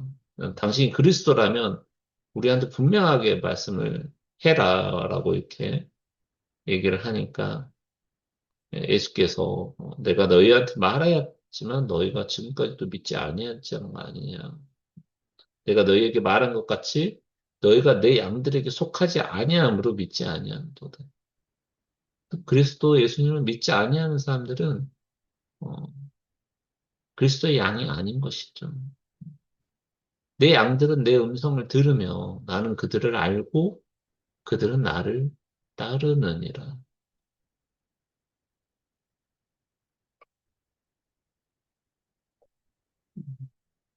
10장 28절로 30절 말씀은 이 요한복음에서도 가장 중요한 구절 중에 하나로 손꼽힙니다.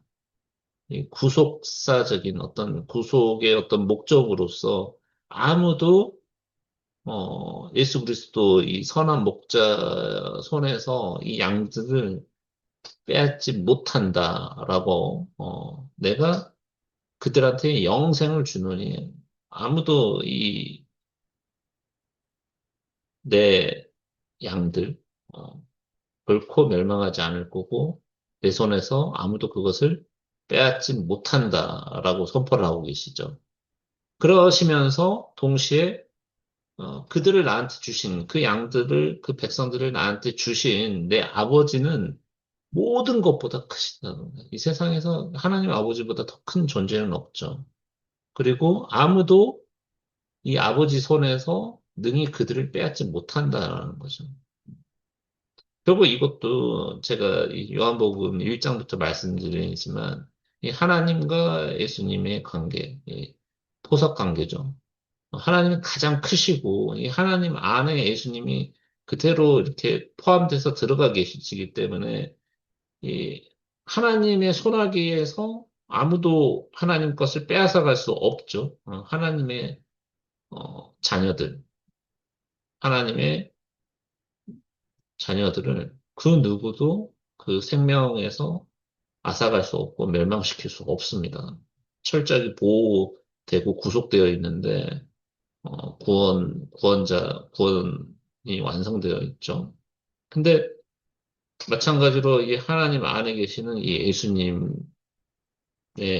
이 양들, 예수님의 제자들, 예수님을 따르는 자들도 아무도 빼앗아갈 수 없어요. 왜냐하면 하나님 안에 이 예수님이 쏙 들어가 계시기 때문이죠. 고로 뭐가 성립되냐면 나와 내 아버지가 하나가 되는 겁니다. I and my father are one. 이게 이제 여기서 하나가 이제 영어로는 원인데 히브리어는 이제 n이라고 하고 뭐 학술적으로 hen이라고도 있고 n이라고도 있는데 이게 이제 중성 단수형입니다. 복수가 아니라 남성 여성 아니라 중성 단수형 이 단어인데 이게 이제 어떤 인격적인 어떤 동질성, 어떤 동일성을 얘기하는 것보다도 제가 항상 강조드리는 것처럼 이 연합의 의미죠. 하나님 안에 예수님 독생자 아들이 이렇게 포함되어 있어서 함께 들어와 있기 때문에 예수님에게 빼앗기지 않은 성도들은 하나님 안에서도 빼앗기지 않고 하나님 안에서 빼앗기지 않기 때문에 하나님이 더 크신 존재이기 때문에 그 안에 포섭되어 있는 이 예수님의 이 제자들, 예수님을 따르는 이 성도들, 교회들도 이 양들도 이 울타리에서 벗어나지 않는다. 이 구원 사역에 있어서 연합과 권능의 일치로 보아야지 뭐 하나님과 예수님이 완전 어떤 동일한 분이다. 이런 의미로 이 하나의 의미가 아니라는 것이죠. 이 부분에서.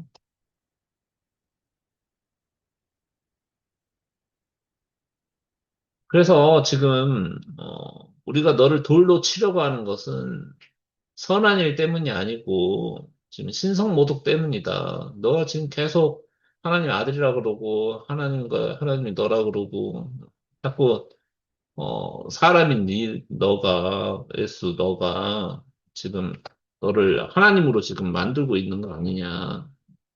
그래서 지금 우리가 너를 죽이려고 하는 것이다. 너가 지금 착한 일 하는 거, 사람들 치유하고 이런 것 때문에 지금 그런 게 아니다라고 하니까 예수께서 지금 하나님의 말씀이 임한 자들은 심지어 이 대언자들을 신들이라고 했고, 성경 기록에도 이제 그렇게 되어 있는데, 나는 지금 하나님께서 이 세상에 보내신 하나님의 아들이라고 했다. 내가 뭐 신이라고 한 것도 아니고. 근데 지금 이걸 가지고서 신성 모독이라고 하냐? 라는 거죠. 하나님의 말씀이 임하기만 해도, 그분께서 어떤 신들로 이렇게 얘기를 하셨거늘 나는 하나님의 아들이라고 했잖아요. 내가 하나님이라고 한 것도 아니고, 또, 음, 하나님께서 이 땅에 세상에 이제 보내셨다, 나를. 내가 행하거든 너희가 나를 믿지 아니할지라도 그 일들은 믿어라.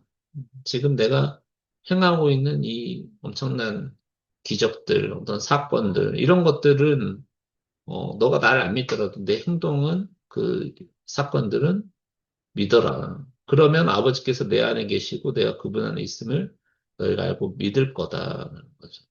근데 결국에는 안 믿죠, 사람들이. 그러니까 예수님이 그들의 손에서 이제 피하시고 붙잡으려고 하니까 다시 이제 처음에 침례자 요한이 침례 주던 곳으로 이제 가서 거기서 좀 머뭅니다. 머물면서 많은 사람들이 이제 예수님께 나왔다가 이제 뭐라고 얘기를 하냐면 요한은 아무 기적도 행하지 아니하였다. 근데 요한이 이 사람에 대해 말한 모든 것은 진실이더라.